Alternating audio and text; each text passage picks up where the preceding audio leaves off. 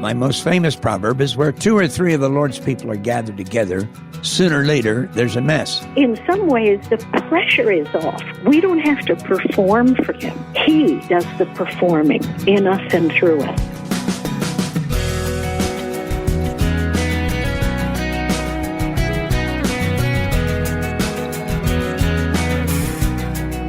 Welcome to First Person. I'm Wayne Shepherd, and as the year 2017 draws to a close, we're going to go back over the year and share with you just a few of the many interviews we've featured. We'll begin in just a moment with Ed Cannon. Throughout 2017, support for this program has been provided by the Far East Broadcasting Company. FEBC believes in the power of the gospel to change lives and has seen that happen all over the world through its broadcasts. Thank you for your support of FEBC over the past year, and together, let's look forward to what the Lord has in store for the ministry in the coming year. To learn more, please visit firstpersoninterview.com and click on the banner for FEBC. Well, today you'll be hearing highlights of just 4 of the many interviews in recent months. The full version of these conversations is archived on our website, and you can listen anytime at firstpersoninterview.com. Let's get started with our review of 2017. Here's an interview with Ed Cannon, president of FEBC.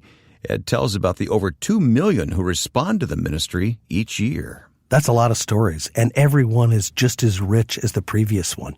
And one of our goals, Wayne, is to measure the effectiveness of our broadcasts and our communication. And the best way we feel to measure that is listening to the responses that we get from those who listen. Mm-hmm. And by their testimonies, we understand that we're actually making transformations in lives of people by broadcasting the gospel. If that weren't the case, we would simply be broadcasting without any knowledge of whether we're being effective. Sure. I know you're doing everything you possibly can so that we in North America hear these stories of all these listeners' lives being changed by FEBC. One of the ways that we do that together is that we produce an online devotional that's available to our first-person listeners right now. Yeah, it's a 30-day devotional filled with stories of the transformation of lives from listeners. Many of them are the letters we receive from people, and some of them are actual video recordings of listeners who have responded and allowed us to tape them.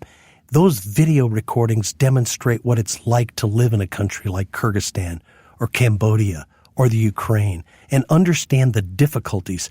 So if these are the kind of stories that can enrich your life and enrich those that you know, so please go online to firstpersoninterview.com and sign up for that devotion. There's no obligation, and you'll receive a free 30-day devotion filled with the kinds of stories that we talk about where people's lives are transformed through the broadcast of the gospel. Yeah, and we will have all the information about this devotional at that website, firstpersoninterview.com. All right, we're on this tour of ministry radio stations around the world operated by the Far East Broadcasting Company. We've talked about Kyrgyzstan, Cambodia. Let's talk about Ukraine. You know I have a great love for the country of Ukraine and its people. They're going through very difficult times with the war. I know there's a lot of suffering in Ukraine. How is FEBC responding? Well, we continue to broadcast the gospel despite the torn country, despite the fact that we've had our stations destroyed. We've even had our staff killed by the separatists who were violently opposed to the broadcast of the gospel. But through the fearless pursuit of our staff, we're still broadcasting the gospel on 5 FM stations now in Ukraine. That's grown. It was 0 5 years ago, so that's exponential growth. The government of Ukraine is very friendly to our message because it's providing hope in a time when the people are just in despair and they have nothing to grip onto. So we're providing that message in the middle of war-torn Ukraine. Many, many people are responding. Even some of the soldiers fighting on the opposite side have heard our broadcasts and written to our station. Yeah, give me an idea. I mean, what difference can a radio station make in the midst of a war zone? What difference can the gospel make in the midst of a broken life? It's absolutely simple. We don't trust our own knowledge or wisdom on what to say. The power is in God's message, and that message is most effective when people have nothing else to distract them, when everything in your life has been taken away, loved ones, home, security, education, jobs, which is what wars do. The only thing that can matter in people's lives is the gospel. Our staff pray and they broadcast the gospel as clearly as they can, and we count on God to make the difference in people's lives. I understand one of the news stations, the newest station, is in Odessa in Ukraine, which is a historic, beautiful city.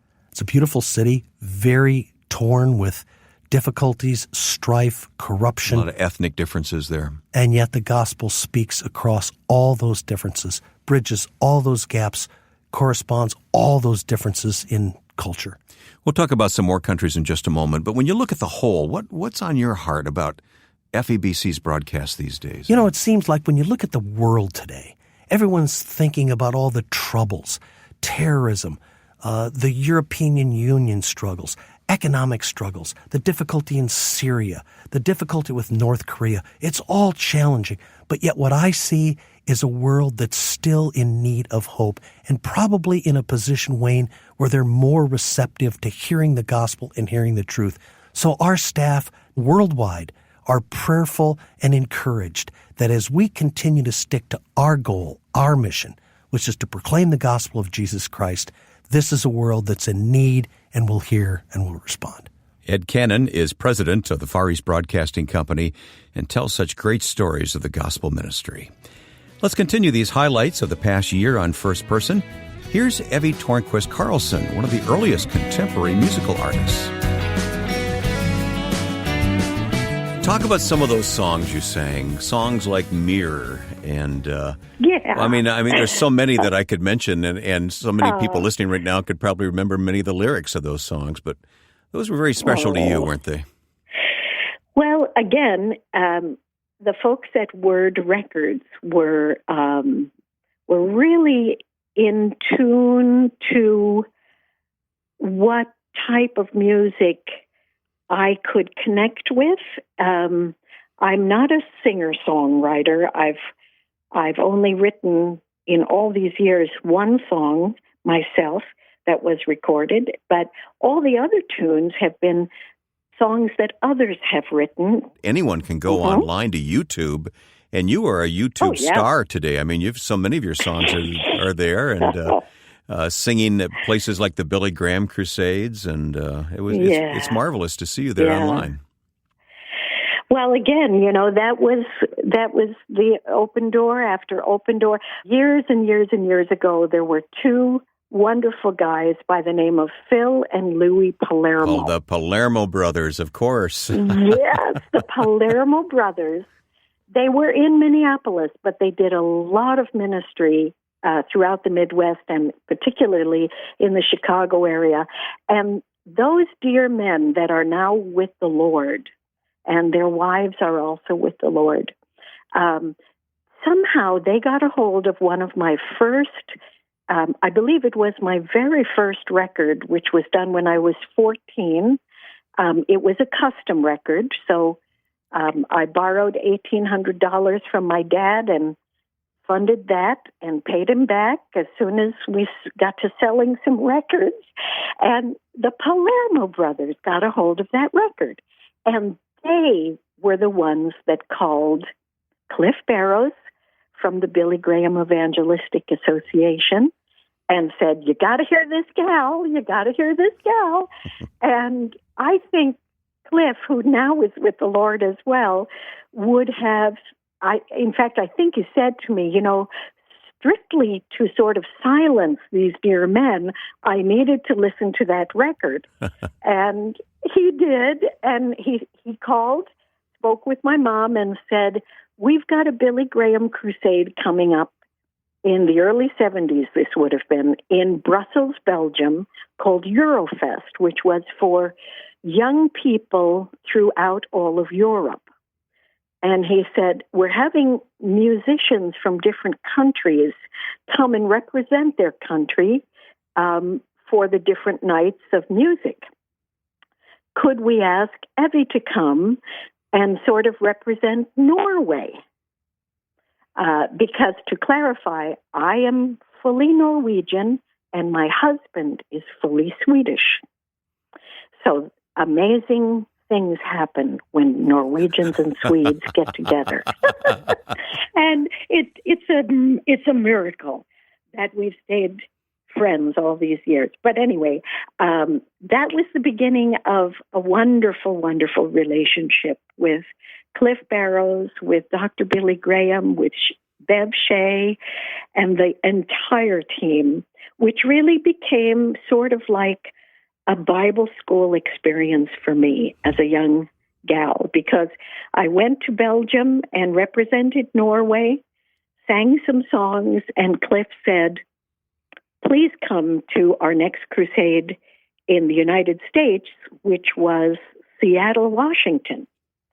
And that was amazing. That was back in, the early to mid 70s, and the average number of people attending on a night there at the King Dome in Seattle was about 60, 70, 80,000 people. And it was just remarkable how, in the process of all of that, the Palermo brothers also called Kurt Kaiser with Word Records and said, you've got to hear this gal.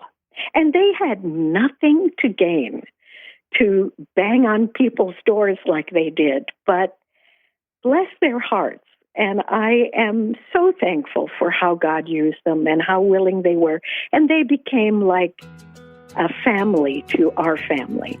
Evie Tornquist Carlson. We'll continue with George Verwer coming up on this edition of First Person. I'm Ed Cannon, president of the Far East Broadcasting Company.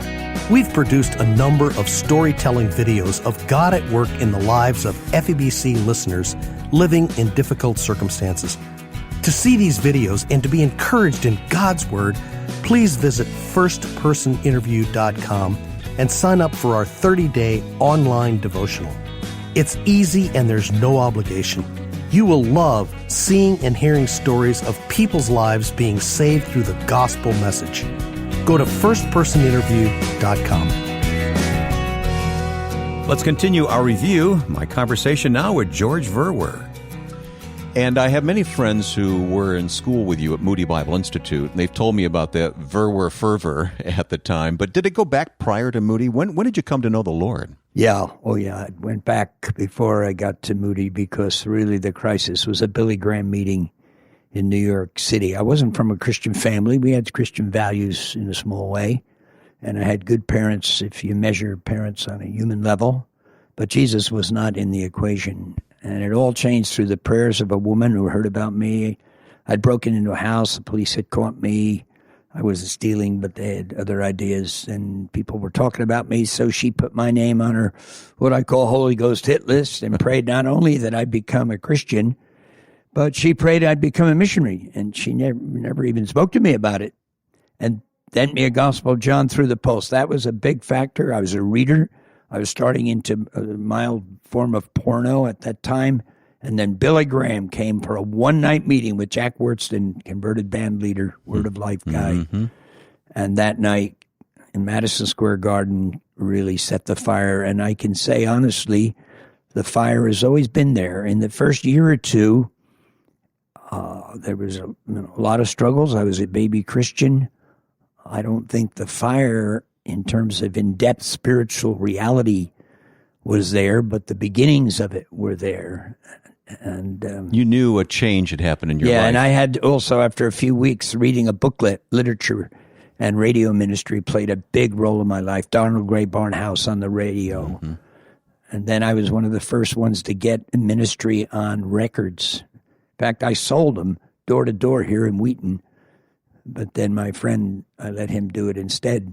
Audio Bible Study was called. That's a long time ago. The first ministry ever to put on phonograph records. Which were those these big-looking CDs of their day, right? Yeah, but vinyl, we call them now, are becoming popular again. It's becoming very popular. It's outselling CDs, I hear, in many places. So what goes around comes around, huh? Well, I knew about Billy Graham's influence on you. I did not know about Jack Wurtston, though. He sponsored that rally. And then later, I also heard him preach, especially dealing with lust, which was one of my big struggles.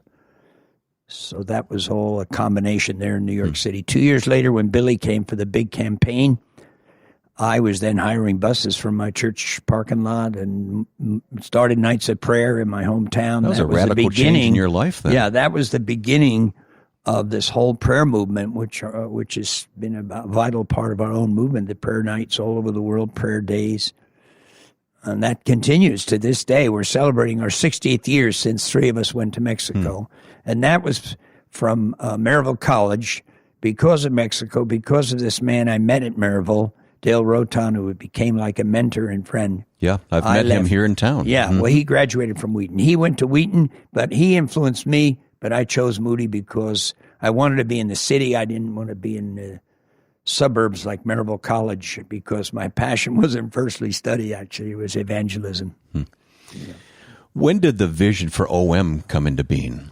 It really evolved, and when I went to Mexico the second summer, and that was from Moody, I had to get new people. Dale was going to join Wycliffe. I didn't expect to have much contact with him. And that famous story in our history, I came to Wheaton and challenged Dale to forget the Wycliffe thing. They're dealing with small numbers, and to go to Turkey where there were 30 or 40 million, 70 million now. But our work was called Send the Light, and it was only through my fiasco in Russia, being arrested by the KGB, in my plan to smuggle and distribute literature in the Soviet Union. I sent Dale to the Middle East. Let me just back up and say the original vision only included those countries. Yeah, but it was the 1040 window before we knew it as the 1040 window, right? But through that failure, I spent a day of prayer in Austria, and that's when God gave the name Operation Mobilization. The vision, mobilize Europeans and let them, they can drive to these countries. I was thinking we had airfares to get to Afghanistan, and pretty soon that was happening. The next summer, 200 joined. The next summer, 2,000.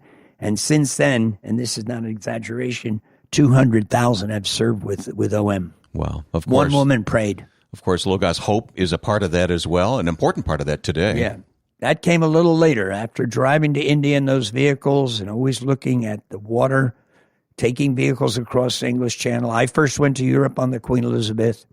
This vision came to me that, because we had a couple hundred vehicles by then, crisscrossing the whole Middle East all the way to India, I thought we need at least one ship. And started the ship ministry in 1970-71, and we've had 4 ships since then, and 45 million have been up the gangway, and at least 100 million have been given the gospel through the ship ministry. George Verwer of Operation Mobilization. We're hearing first-person highlights of 2017. Let's listen to a portion of our conversation with Ambassador Scott Gratian. Well, you've had such a distinguished career.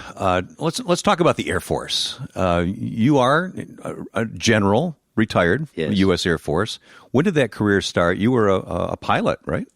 I was a private pilot. I got my private pilot's license in college. And then I had an experience, Vietnam was raging, and I had a pretty bad draft number. We're about the same age. I had a good draft number. Yours wasn't so good. No, and then so the threat of going to Vietnam in the ground, I said, well, maybe I should really join the Air Force and fly. So it all worked out that I was able to join the Air Force. I got a pilot training slot and went down to Columbus, Mississippi, and learned how to fly. And then I was selected as an instructor pilot in the T-38. It's a supersonic trainer. And so I spent my first couple of years doing that in Mississippi. Then I moved into fighters, and I flew the F-5, the F-16, and the F-15. And then I flew some other airplanes for a total of about 5,000 hours. Wow, combat included? Yeah, 2,000 hours as instructor pilot. But then, I don't know if lucky or unlucky, but I was chosen to fly combat missions quite a bit. And I did 7 years in combat, enforcing no-fly zones. In fact, I ended up flying more combat missions supporting the no-fly zones than any other American over there, 274 combat missions. And fortunately, survived all those. Had to have some scary moments, though. I had some scary moments, and it was tough, but my biggest scary moment came when I was a F-5 instructor pilot in Phoenix, Arizona. And if you don't mind, I'll just tell a little bit about it. Sure. Because it was a life-changing event for me. I had taken off in the afternoon. I was flying one single-seat fighter, and my friend was flying the other. He was getting ready for an instrument ride, so my job was to make sure that the air was clear and we didn't bump into anybody. So the ride was just gorgeous. Sun was setting behind us as we were heading towards San Antonio, and big, puffy, it looked like cotton candy in the distance, and it looked beautiful. Didn't realize that within 30 minutes, I would almost lose my life. As we descended down to the clouds, the sun was set, and It was dark, and rain was just streaking the canopy, and I could barely see the other airplane. Looking out, I knew there was a big hunk of metal out there, and I had to fly. Normally we fly 3 feet wingtip clearance, and I had to even be closer. 3 feet? Yeah, that's our normal formation. Wow. If you're outside of that, you're probably not going to be able to see through the clouds and see your buddy. And if you're closer than that, of course, it becomes dangerous to see, and you might even hit. So you don't want to do that. But I was tucked in as close as I could safely tuck in, flying over with just some lights on the wing and a light on the tail. And I knew we were going to turn at about 4,000 feet, and all of a sudden the airplane disappeared. So I rolled out and moved away from the airplane, and I looked back at my own gauges, and I was on my back, 60 degrees nose low, diving toward the ground. I saw the lights of the suburbs of San Antonio coming up to me, and I frantically tried to recover the airplane, and a miracle happened that night. I really should have probably been a fireball, but the airplane recovered between a farmhouse and a row of trees that I could actually see. That's how close I was to the ground. And I got back up in the clouds, and it's sort of like being locked in a closet without any kind of visual clues. My head was spinning, and I finally was able to convince myself that I was straight and level 300 knots. Wow. And that night when I closed my eyes, all I could see is the ground rushing up, the altimeter screaming down, the airspeed increasing, and death approaching. And I realized that if I had died that night, I would have left just a room full of plaques. I'd been very lucky. I'd been Junior Officer of the Year, Instructor Pilot of the Year, and I had a lot of accolades. But I really wouldn't have not left very much. And the significance of the dash between my birth date and death date would not have been very significant. Sure, my wife would have missed me, and my son and the squadron would have been sad, but there's really nothing that I had done. So I looked for opportunities outside of myself to make a difference. And I changed my priorities from being self-centered to try to help the world. And I went to Uganda under Idi Amin and did a bunch of other things. But the reality is that experience early in my career as an F5 instructor pilot probably changed the course of my life and made me look at other opportunities to serve with servant leadership and to help people out. We have so much and so much to share. Yeah. You had to see the hand of the Lord in that, right? I did. A miracle happened that night. In fact, if you take a look at where I started and where I ended up, I should have been about 200 feet in the ground. So as I understand it, your instrument saved your life. So we're taught to fly off our instruments, even though the seat of our pants indications and our head is spinning, and to overcome those physical erroneous sensations that mock at you, actually, and fly the instruments. But yes, there's been several times that I owe my life. They say you get 9 lives if you're a cat. I don't know how much you get as a human, but I'm pretty much near the end. I've had a lot of opportunities. But the good Lord hasn't been finished with me yet, so I keep on going. Ambassador Scott Gratian. Each of the interviews featured just now in our review is available in its entirety in the audio archive at firstpersoninterview.com. As we close out 2017 and look forward to 2018, I invite you to learn more about the Far East Broadcasting Company and its ministry in nearly 50 countries of the world and in close to 100 languages. Millions who listen are contacting FEBC to thank them and ultimately you for making it possible to hear and study God's Word. And if you'd like to receive a free online 30-day devotional with listener stories and scripture thoughts, please sign up at firstpersoninterview.com.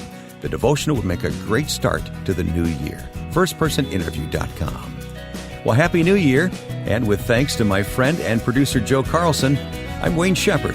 Be sure to join us next time for First Person.